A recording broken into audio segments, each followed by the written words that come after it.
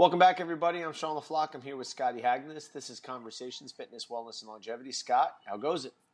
Going good. Yeah? Going good, yeah. All right, man. It looks sunny there. Are you back in the sunshine again? It's a little cloudy today, but generally sunny, yeah. All right.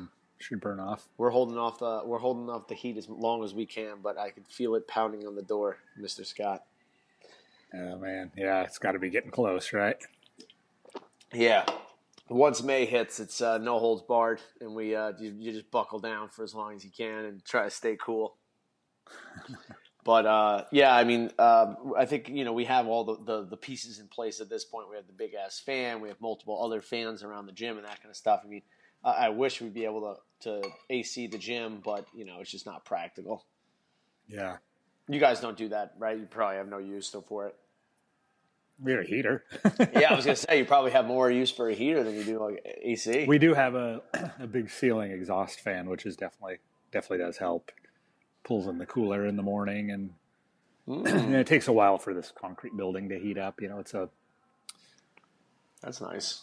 Yeah, built in, I think, during World War II, a manufacturing facility is what it initially was. Oh, so okay. It's big, heavy, holds heat, but also keeps the heat out fairly well. Yep. Until late, when it's hot. So that's good. Okay. Yeah.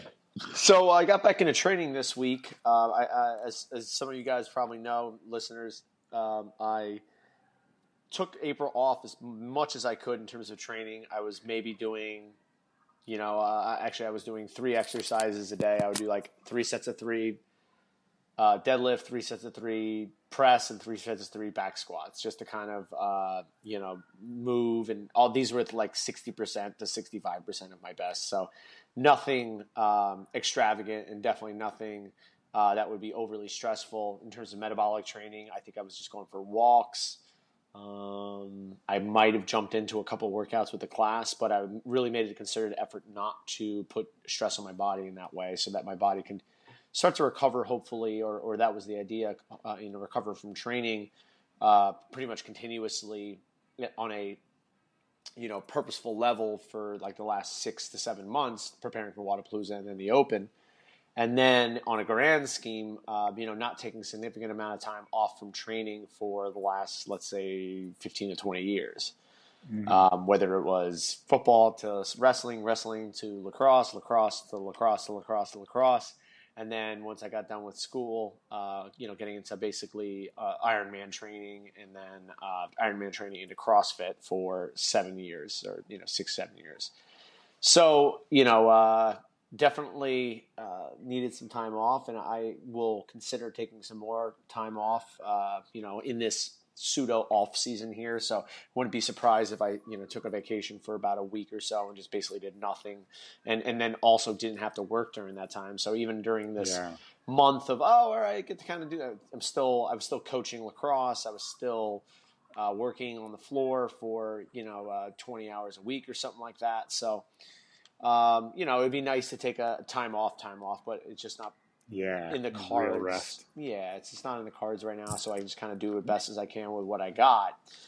But obviously, I to be honest with you, I really didn't want, there was no huge driving force for me to get back into training.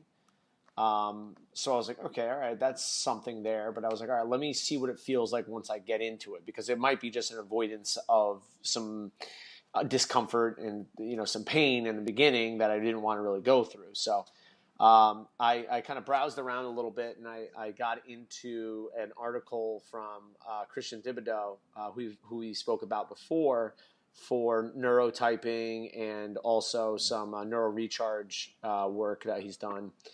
And he wrote an article in his blog, Thib Army. It's called Optimal Strength Training for Natural Athletes.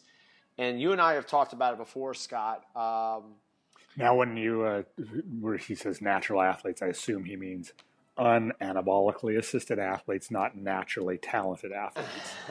Yes, I fall under neither of those categories there, Scott. Okay. So, in your mind, when you just look at the title, because obviously we're going to go into it a little bit, but when you look at that, what are the things that come up for you if you were to train, let's say, a geared athlete who's on some kind of enhancement? What kind of things would you not have to avoid, and what things might you do to better allow for performance for that athlete? Yeah, well, first off, I'll say I've never trained someone, at least Mm-hmm. that I was aware of, that was using any sort of anabolic. So I'm not speaking from I was experience on here. so many steroids when you were training me, Scott. I just wanted to break that to Well, there's one now. Yeah, no, I accelerates recovery is the main thing. What's interesting is it would probably allow you to handle most normal as in popularly written programs. So rather than thinking that I can give this individual, a super volume program above and beyond what you you. Hmm. see, probably just the stuff you normally see floating around would be more appropriate for them. And your natural trainee probably needs to do generally a little less than what you Mm. commonly see out there. Now, maybe I'm wrong. Maybe that it would be case by case, obviously. But I think because so much of what we want to do for fitness in this country is we want to emulate the best, even if we have none of the things in place that the best have. We've talked about this before, right? Yeah. Nobody wants to be seen as a wuss that just does 2 sets of 5 and that, Yep. people train for a football do 5x5. Why am I not going to do 5x5? Well, maybe because you're not 18-year-old full of testosterone, and Yep. maybe 2x5 actually would give you the best benefit given your current situation. Uh-huh. And then also, I think because so much of strength training, even in our more evolved view of it, still does come from, the when bodybuilding came up, 70s, 80s, and pretty much every program you ever saw in a magazine was written for people that were juiced, but they Mm-hmm. never told you that, of course. And so we Mm-hmm. have all these people that are natural and they have jobs and other life stresses trying to emulate what professional bodybuilders on juice do, and it was just considered the norm. So we Yep. think that's normal. Little side tangent there, but anyway, that's just No, my yeah, that makes general total thought. sense. So, how would that vary? Obviously, you kind of covered this here, but how would it vary? Obviously, given this sense of this article, in your mind, how does a natural athlete um, have better adaptation over time versus someone who, as you said, like if you're on that stuff, you're recovering more quickly, so that means you probably can handle a bit more volume and intensity and not have to deal with nearly as much of the uh, deleterious effects of the breakdown of muscle. So you break down and recover much more quickly, which will allow you for more volume and more intensity. So More frequency, more yep. frequency. And Okay. yeah, So and for then the, go ahead. you said, yeah, and then of course the more touches you're getting on the stimulus, as long as you're recovering from them, obviously Okay. faster acceleration of gains, whether that's strength or muscle mass or Yeah. you Yeah. know. So for a non performance enhanced, not performance enhanced, whatever. Let's say you're not natural. You're taking some kind of supplementation. You're not taking, that athlete would have to have lower intensity, a little bit more recovery, and then perhaps increase the frequency of training and focus less on the volume. Potentially, I mean, I Okay. think it depends. Again, um, the anabolics are going to allow a greater tolerance of volume probably than intensity. Okay. I mean, Intensity your is central more nervous system only has individual. certain, yeah, Yeah. and so then that's where you'd have to look at the individual and what they're trying to accomplish too. Yeah. I think that's Again, also an important. neurotyping would Mm-hmm. dictate programming, training age, goals, hypertrophy versus just strength, I think relative that's strength. also a big part about this is what are you actually looking for? Are you looking to be put on size and maybe with that size have a bigger factory so that you can put out more work, or are you trying to create more efficiency of the muscles that you have and actually maybe work on strength of what you currently have? So that's kind of like a mix, and it obviously depends on the individual and what their goals are. But in this article here, Christian Thibodeau talks about how frequency is king or queen when it comes to the natural athlete. Just because they're not going to have the ability to have these high volume training sessions because there's too much breakdown, and you're not going to be able to get enough touches on the exercises throughout a given week for you to actually create adaptation to it. So, for instance, Maybe you did do, let's say 5x5 at 75% of your back squat, and you are a natural athlete, and that 5x5 at 75% is challenging, I would say, right? Yep. We're talking about 25 reps at 75% of the max. And we're probably going to get some, breakdown of muscle tissue, some draining of the nervous system, and it may not be able to recover in, let's say, 48 hours. It might take 48 to 72, which would make it that, let's say that exercise A, you're unable to do exercise A for another 3 to 4 days, right? Mm-hmm. Now you have a couple options. You go in gear, and then you could squat every day, okay? Or let's say every other day. Or you decrease the overall volume over that 75 to 80%. So instead of doing 5x5, like you said before, maybe you're doing 2x5. And maybe instead of doing 2 sessions of squatting a week, that allows you to then do 3 sessions of squatting a week. The overall volume might be actually the same, but because you're breaking them up into multiple training sessions, your body will break down and recover, break down and recover, and break down and recover, and that allows for more recovery sessions versus doing a large training session or a large amount of volume that takes you longer to recover, and then it doesn't allow you to get into that next great training session until maybe, let's say, a day later.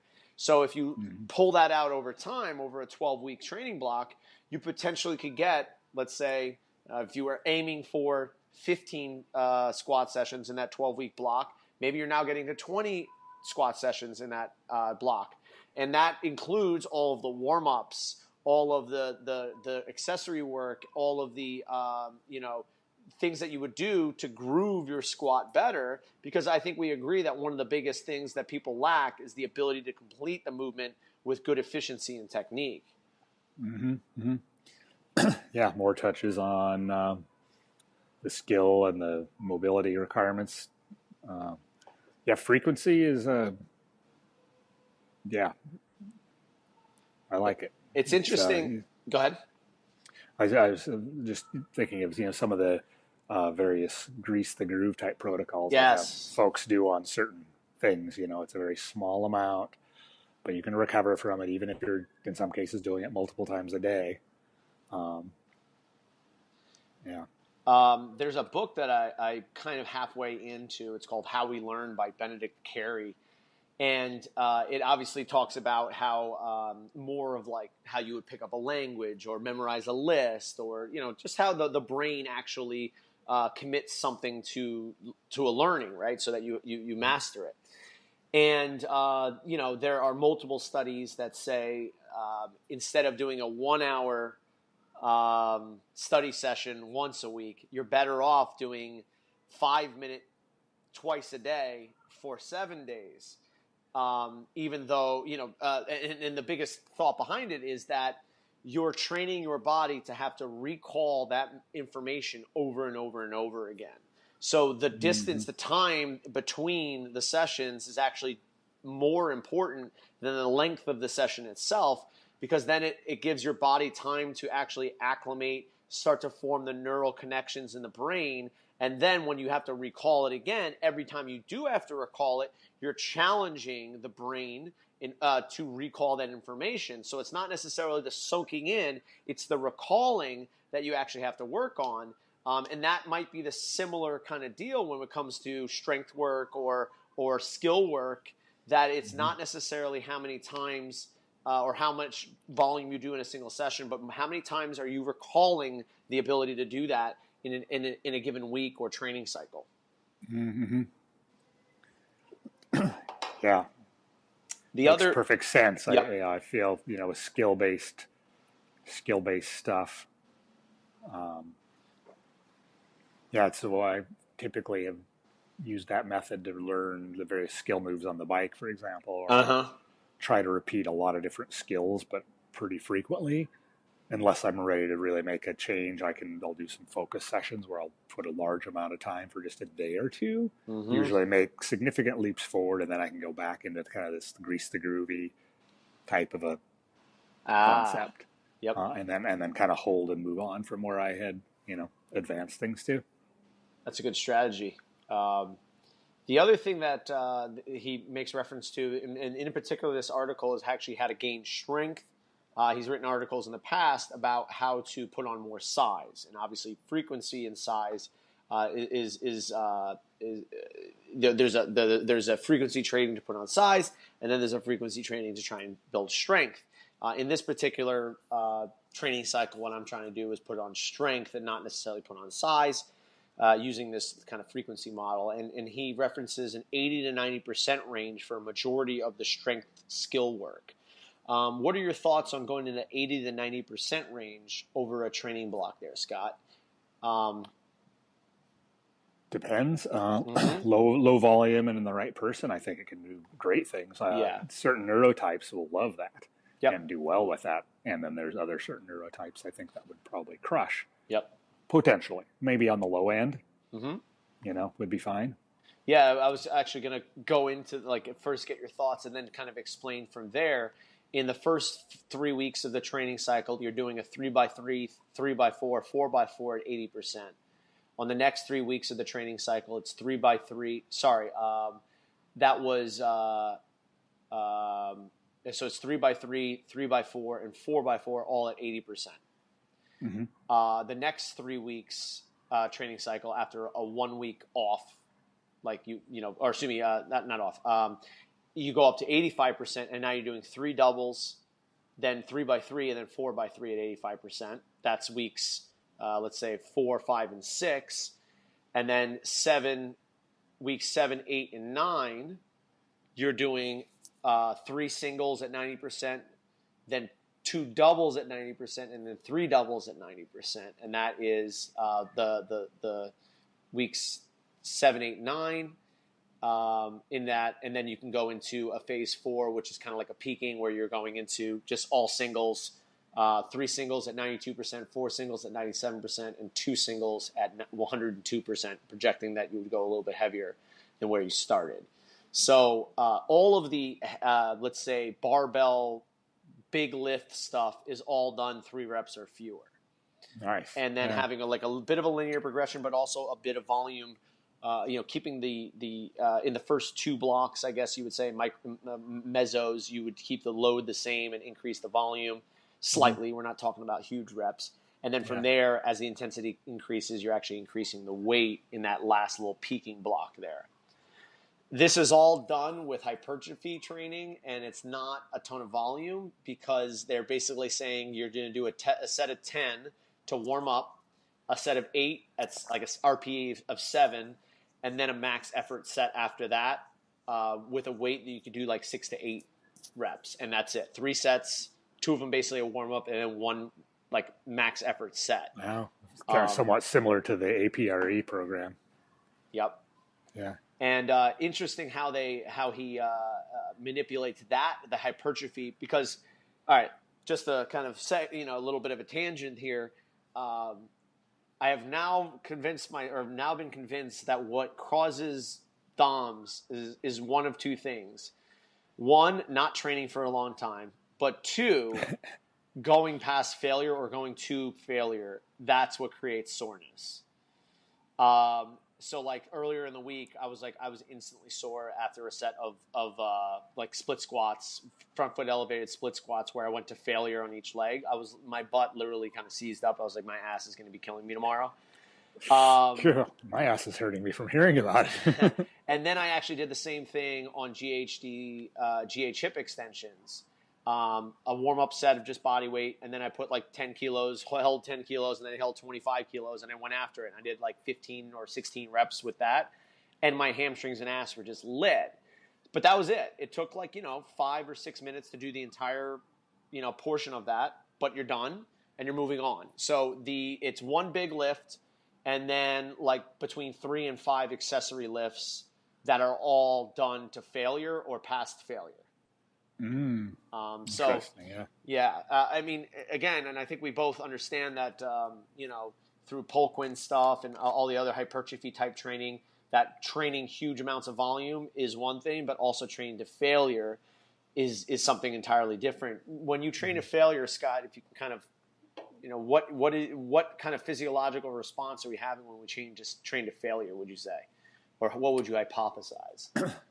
Well, I think there's a number of things going on there. As far as a pretty potent survival reflex hormonal stimulation, it can be, again, if someone can get an anabolic state, it can be a beneficial thing. If someone Cool. can't, it could be adding to overall catabolic stress.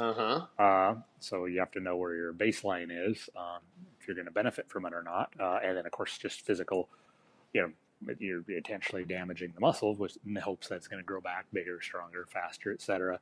And that's, pretty potent stimulus. And yeah, you're absolutely right. Failure or even beyond failure is an amazing way to make yourself supremely sore. And you can pretty easily do that. Just basically like those tests you said. I mean, you can do an unloaded body weight movement that you didn't warm up for and just knock one set out to failure, especially if you haven't done it for a while. And you can be, how did I make myself that sore in under a minute? Yeah, you can. Yeah.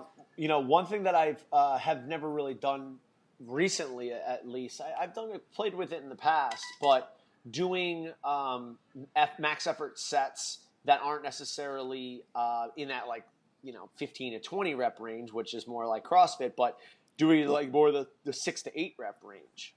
Do you think that has any different kind of response or delivery? Yeah, for sure. I think, the different time under tension and the substrate usage and energy systems is going to shift a little bit. If you're going to failure on a 6 to 8 rep set versus a 15 to 20. Now, with the caveat being, what is your tempo? I mean, you can make a 5 rep set take longer than most people do 20 rep sets but assuming that we're kind of in a certain bandwidth, it's going to be less oxidative processes, of course, is the shorter time you're coming to failure. Yeah. And and it's a trade-off between neural and structural. The longer you go out. So failure on a doubles, of course, is mostly neural potentially. Yep. And then it's, if you fail when you fail at 25 reps, obviously it's, you die. The other thing that he references here in terms of why we're not going out into that 20 rep range is because the longer the sets are, like you said, there's going to be much more of a metabolic response, and in his view, the more cortisol response that you get, the harder it's going to be for you to put yourself in a anabolic state and put on strength. Yeah, very good point. Yep. So it also lends you to question what the hell is going on with high-level CrossFitters doing, thousands of contractions and still getting stronger and bigger and I don't know. What's going on? I don't know there. Maybe I just genetic freaks, I suppose. Just outliers, a lot of them. There are certainly outliers, but though, in some regards, just what we've been talking about also lends a certain amount of support to why, people doing CrossFit do gain muscle and strength. It's, as long as the program is at least halfway sane, it's, most workouts aren't in and of themselves a crap load of volume. And then it's frequency, right? Yes. I mean, you might squat 2 days in a row, but it'll be generally a different movement pattern somewhat. And so you're getting these smaller volume exposures on a regular basis, which certainly can lead to hypertrophy pretty efficiently. Yeah, it's almost like when you look at, because I was telling somebody this the other day, I'm like, when you look at the original CrossFit, just training when they were doing the .com back in 2004, 2005, 2006, one of the workouts might have been 5x5 deadlift, go home. Totally, yeah. And then the next day might have been, okay, we're going to do Elizabeth, which with a total of 90 contractions in the entire workout. And then the next day you might be doing, 5 singles in the strict press, go home. When you think about that, Scott, why does that sound unsexy to people now, but in a lot of ways much more beneficial to most people? Yeah, I think, like anything, right, everyone wants to do the max amount, right? And because it's evolved to a higher volume, heavier loading, more specialized competitive type thing from what it was back then. That's what people think they need to do. But yeah, I think, if you told me, Scott, you've got to do .com workouts, I'm like, okay, cool. I can pick though. Sure. I would go back to anywhere from basically the inception, Mm-hmm. which I think is 2001 when they first started, late 2001, or any of those early ones up through, yeah, 04, 05, 06, 07, somewhere in the range of 2008 or 9, I'd probably start shying away a little bit. Yep. Though they still don't look like what they look like nowadays. But yeah, those were largely more sane. And I did main page quite a bit back in those Mm-hmm. years.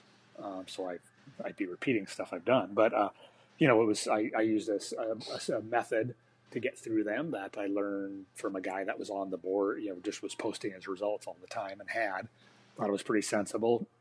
Basically, I would do 2 cycles. So that's 8 days, right? 3 on, 1 off twice.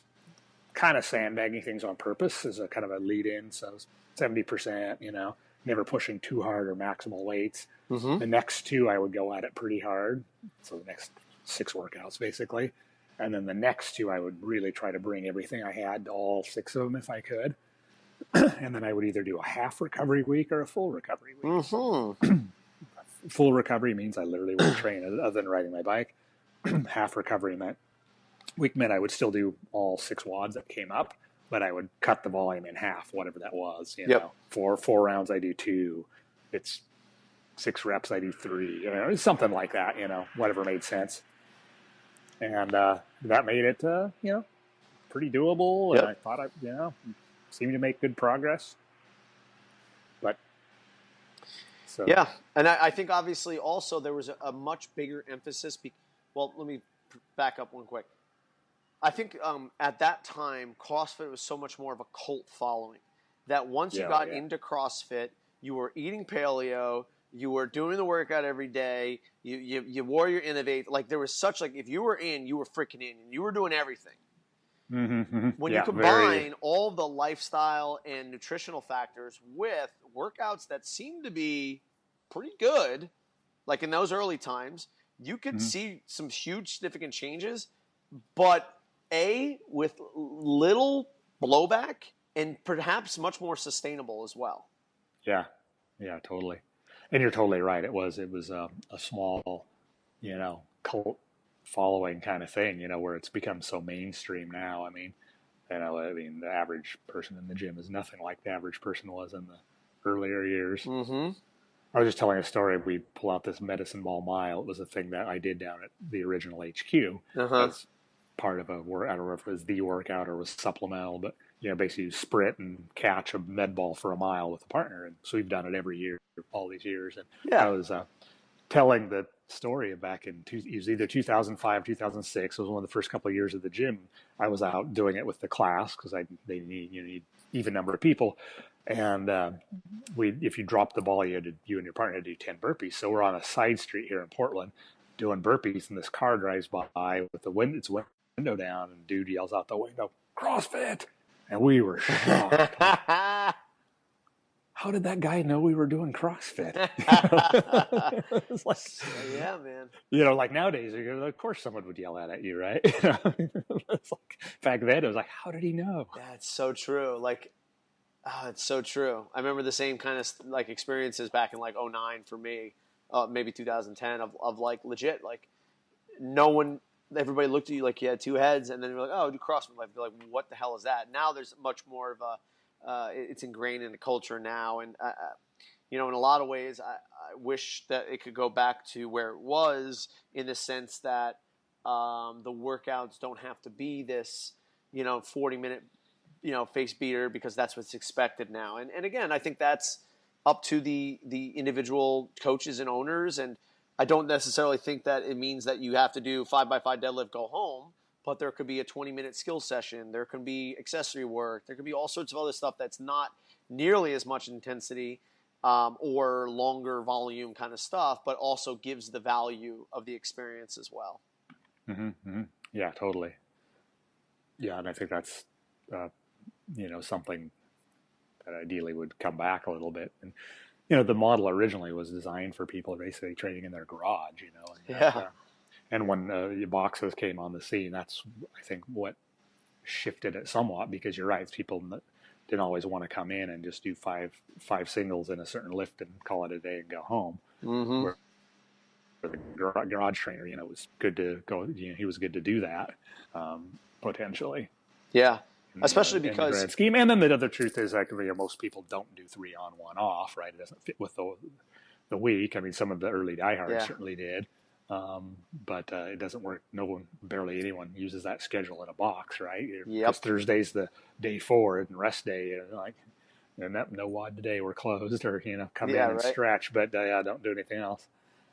Interesting. Well, I think this is a conversation that we could probably speak a bit more on as I start to chew on some of the ideas that we talked about. But you got anything else for today there, Scott? No, it's good. I'm going to find that article, and it sounds like a good program. I might do something similar as I'm sort of getting back into training now that I have my contest submission in. Very cool, man. Congrats.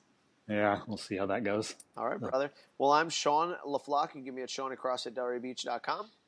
I'm Scott Hagnes. You can get me at Scott@CrossFitPortland.com. Yeah, there you go. All right, Scotty. I'll talk to you next week, buddy. All right. Take care, brother. Later.